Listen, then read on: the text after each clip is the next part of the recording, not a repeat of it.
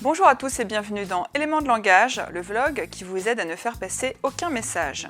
Ces temps-ci, vous êtes probablement mêlés à de nombreuses discussions sur la réforme des retraites. Mais vous ne maîtrisez probablement pas tous les aspects techniques. Vous risquez donc d'être pris en défaut. Il faut absolument anticiper cela et vous positionner comme un expert. Pour cela, il suffit de repérer les mots-clés qui sont dans l'air du temps. Souvenez-vous, au début, on entendait beaucoup parler du mot paramétrique. Paramétrique, qu'est-ce que cela veut dire? Peu importe, utilisez votre cerveau et faites des déductions. Dans paramétrique, il y a paramètres. Vous pouvez donc dire « Ce qui est important avec la réforme des retraites, ce sont les paramètres. On n'en parle pas assez, mais c'est là que se cache le cœur du problème. Et moi, je le demande au gouvernement, quels sont les paramètres ?» Ensuite, il y a eu la clause du grand-père.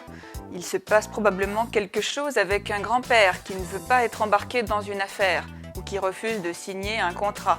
Donc, vous pouvez dire « Moi, je suis pour le respect des anciens. Et d'ailleurs, mon grand-père a beaucoup de mérite. Qu'avons-nous fait de nos grands-pères ?» Si vous ne savez pas comment utiliser les mots, placez-les à côté d'un proverbe. Le gouvernement s'est pris les pieds dans le tapis avec sa réforme paramétrique. Il ne faut pas vendre la clause du grand-père avant de l'avoir tué.